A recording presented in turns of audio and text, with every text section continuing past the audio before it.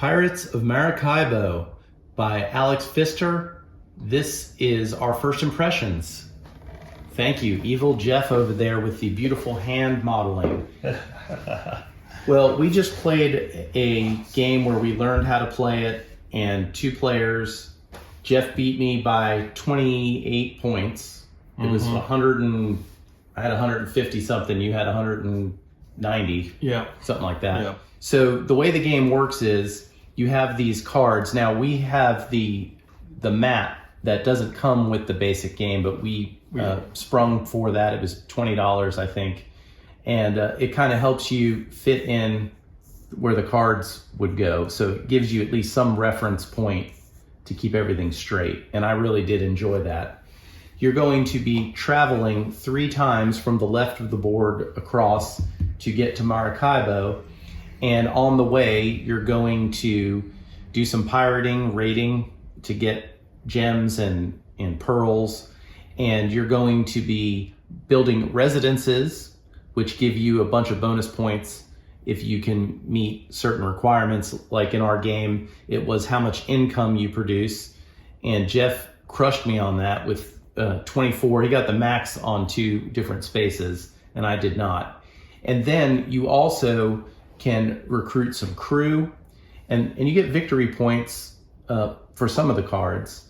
You get ongoing income, either in money or victory points at the end of each round. Yeah, and you probably should mention that when you're moving your ship across the Caribbean here, if you land on a card that is an improvement card, which is icons such as the ship or the cargo or crew, you actually can purchase those and build a tableau over here of ongoing effects. So it's set collection, it's you're building an engine. There's a lot of ongoing effects that you can take advantage of. So things like making the purchase of these cards cheaper, for example. Exactly. You do get to build an engine, and you get to upgrade your ship often. And these are going to give anything with red on it is an ongoing benefit. So you might get, when you raid, you can actually get more things for less rolling. Now, there are dice that get rolled, and they represent emeralds, gold, and pearls. And it's a pretty neat kind of economy, actually. It's one of the best things I liked about the game was you start the game with 4 cubes of each thing. And as you go on, you're going to be gaining cubes when you raid. But as you get stuff, the value goes down. And then as you bury treasure, which you're going to do, you get some bonuses, but also you're going to add out of the supply, so from outside of the economy now, more into that particular resource, which will then raise the price back up. It's almost like... So there's an economy element where, when you're buying or obtaining these gems, the price or value goes down. So it's incumbent upon you, if you have a lot of those, to work towards building those back up, because there are places that you can land that allow you to place cubes from the supply back onto the gem islands and then raise the value of those that you already have acquired. Yeah, but what I love though is when it's burying the treasure takes it out of the economy. So it's almost like you have a certain number of cubes circulating rumors out in the world. Yeah. And so the value then is only the finite amount. But as you bury the treasure, people don't know that it's out there in the economy, so the price goes back up. Right. It's more rare now because it's not out there. I think that's super thematic.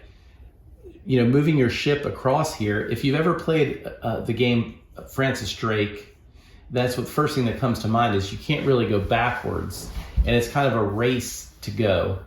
And in the base, the original game, Maracaibo, same thing. As you move around in a circle, you make rounds across the Caribbean, and there too, you can't go backwards. So it's very similar mechanism. And I've not played Maracaibo, but I think you said as we were playing that you can see similarities. Oh, for sure. I mean, this is not a light game in terms of decision making. Right, by itself. But the rules are very simplistic. I mean, it's the biggest issue that we spent time on was learning the iconology. Right, and I mean, it's very robust in the game, and it's very well laid out. There's a couple of questions that we had that were minuscule questions. Yeah, but in it's fact, pretty good. Maybe someone out there can tell us when you're doing these upgrades to your ship, there are times where it's clear in the rule book that this, during a raid, normally you can only get 1 emerald and you can only get 1 victory point and 3 coins. There are 3 different actions. This says specifically in the rule book that you get an additional action on which you can spend 2 swords. Right. But with the figureheads, these at some point during the game you might be able to upgrade your ship to have this really nice bonus for the front of your ship. And we had a question whether or not that this says you may spend as an ongoing when you raid 2 swords to get 2 victory points and 2 gold. Yeah, this one seems pretty powerful. But it didn't say that it's an additional action. So the question would be, if I take the money and I take the victory points with this too, can I spend any other points for the basic action of getting the victory point or the coins? Or I'm only able to get 1 gem after that? Yeah, so that is a big question, is whether this is considered a new action. Just like it is when it happens in these other ones. Right. We said yes. Yes, but we don't purchase know. it, but it seems very powerful. My point is that really the explanation of the different things, the glossary, really did explain the symbology. But if you look at this, that's a lot of symbols. So again, this is a first impression, a first playthrough. I think the second playthrough, we're going to have much easier time with the symbols. They make perfect sense. It's just there's so many of them. That is to me the one entry level issue, if you're going to have one, playing it the first time. And then the setup, I think it's not terrible, but you have to take a certain number of cards out of this and put them in the stack. And then, but with the mat, it really did help us at least know how the board was going to look. Yeah, and to me the setup, because I set it up at home before you and I set it up here to play it, and just so I could familiarize myself, and it didn't take that much time to figure that part out. So the iconology to me was the biggest thing. And again, when I compare this to the original Maracaibo game, I mean, it is even more thematic to me, and it has a lot of choices, but it's a much longer game. In my opinion. And this really streamlines the decision-making process in terms of the rules. The rules are real simple. There's a lot of choices to make to try to figure out how to maximize your points, but it does still feel very thematic, even though it's just cards. Because the iconology and the types of cards that they have, you're going onto islands, or you're getting treasure, or you're fighting, which the fighting is it's really not fighting per se. No, there's you're not hurting the other player. You're not attacking each other. You're also, there's nothing in here where you're doing something with one of the nations that you're not a privateer. Right. They take all of that's out. Politics out, really. Yeah. And it's just basically going around. And at its heart, to me, it feels very Euro style. There's some randomness with the cards coming at and that sort of thing. And the dice are really not terrible. You get to re-roll, and it's only when you do that one particular action. I think if you've played a game like Merchants and Marauders, that's going to have a lot more luck, a lot more dice chucking, all of that stuff. And it still feels like that's a quintessential pirate feeling game. That game feels like a sandbox pirate. This is not as sandboxy, but it does give you a lot of room to explore. Yeah. But it feels a lot more Euro-y with less luck involved. To me, it reminds me of Champions of Midgard is a quintessential Viking game, but the dice can kill you in that game. Oh yeah. And then everybody says, well, Raiders of the North Sea is much more Euro-y and a lot less luck-based, but in my experience, that's true that you don't roll as many dice, But luck definitely makes a difference as to who ends up winning the game in that game as well. This feels like the Raiders of the North Sea versus Merchants and Marauders, where that would be like Champions of Midgard. Yeah. You know, a couple things that I really like about this game is, number one, it can be played in a relatively short amount of time. And I'm not going to throw out a number, but it's less than 2 hours, I think. Yeah, especially it says 25 minutes per player, I think. And honestly, once you understand the iconology and the setup and everything, it's probably very close. Yeah, I'd say more like 45 minutes because yeah. there's much to think about. Yeah, there's a lot of thought that goes into deciding.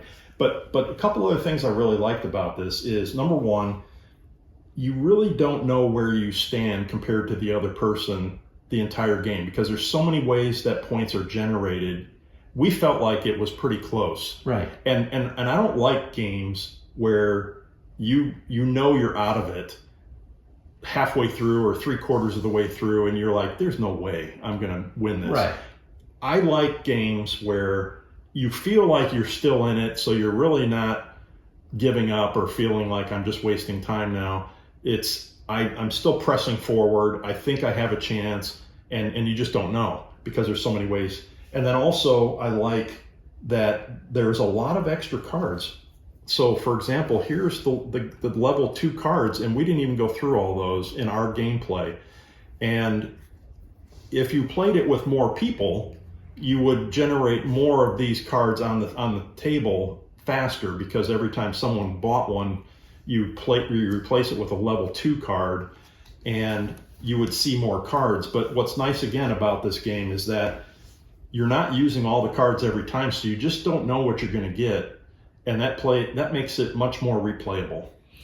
I agree with you there, and for me, this is excellent at 2 players. I don't know. I mean, I think playing with 3 would be okay. I don't need to play it with 3, but I think it would be perfectly fine. Mm-hmm. But as a 2-player game, every time you play it and you're going to be generating new cards or different cards randomly to start, there's always a different layout. I think that, you could just play this on and on. To me, this is about as perfect a time sink. The only reason why it's going to get long is if you're APing. And even that, at some point, is going to be a matter of it's going to be very difficult to figure out if taking that 1 cube off now, is going to make a difference the 3rd time you're going through the board. I don't know. But I do like that it's kind of a race too, which actually makes the AP part a little bit less of a problem, because someone who's observing that might decide, you know what, I'm just going to speed up right now.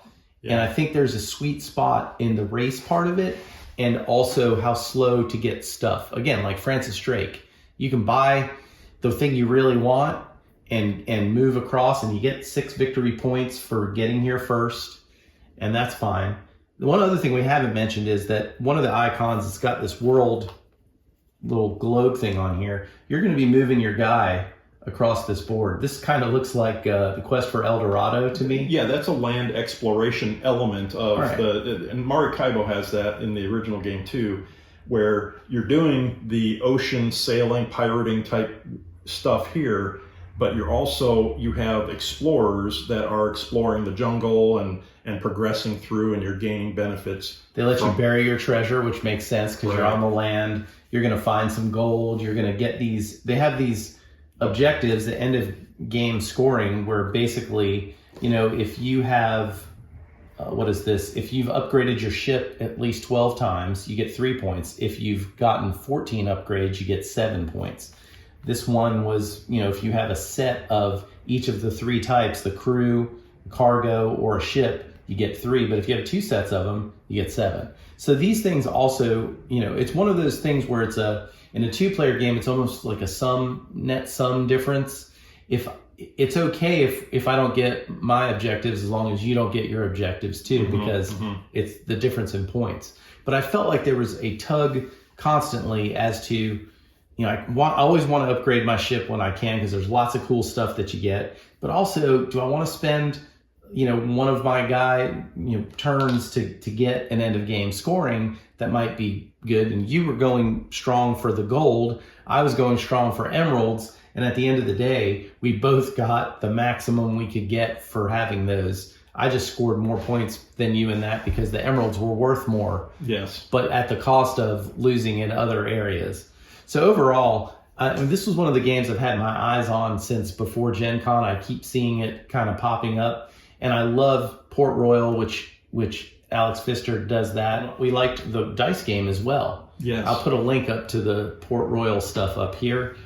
But I love his designs, and this is no different to me. I knew Maracaibo, the main game, was a kind of a modern classic thought of, and it's just the time sink is the only thing that kept me back in the learning curve. Yeah. But I feel like this is straight up in my sweet spot. I have a copy of this coming myself. This is Jeff's copy. I can't wait to have it.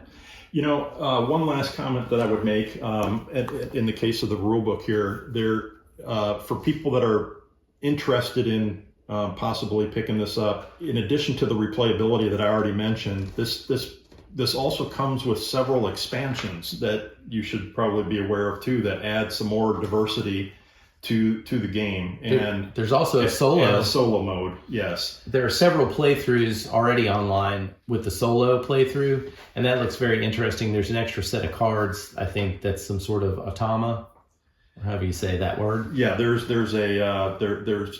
like an AI or something. It's there's a deck of cards that you flip through, and that actually drives part of the game, so that you can do the solo mode and see how you perform. And there's alternate setups of the board, I think, that also change the way you would play the game. Yeah, that would be these islands here with the gems on it. They can be altered in where they are located, and then you have to navigate around them because you can't go through them or land on them. You have to go around them. So it just creates different paths of travel. There is what they call a rubies module, where it adds some ruby gems to the process of the game or into the game. There's also a retirement module that adds some diversity as well. And so anyway, yeah, I really enjoyed it. I like the fact that it's a relatively short game, but it's kind of scratches that itch of being a pirate in the Caribbean, and it's thematic enough for me that it feels good. A little bit of a brain exercise on top of it. Yeah, I love the engine building. I love the Euro style gameplay of it. I love the tableau and set collecting. So it's got a lot of elements. Well, the other thing too is a pirate game without luck involved is not a pirate game. Yeah. To me, pirating's all about, you find the buried treasure. What's in there? You don't know. If everything is known, it takes some of the fun out of pirating. I don't know that pirating's fun. It's pretty horrible, actually, thematically. But we all love to play the games for whatever reason. At least here, you're not doing too much damage to the people who live on these islands, as far as we know. This is very top down. This is just for entertainment purposes. And Jack Sparrow, be damned. All right, that's our first impressions of Pirates of Maracaibo. Thank you for watching. Please like this video and subscribe to the channel and see all the other board game stuff we've got going on. Thanks for watching. Arg! You okay, bud? Yeah.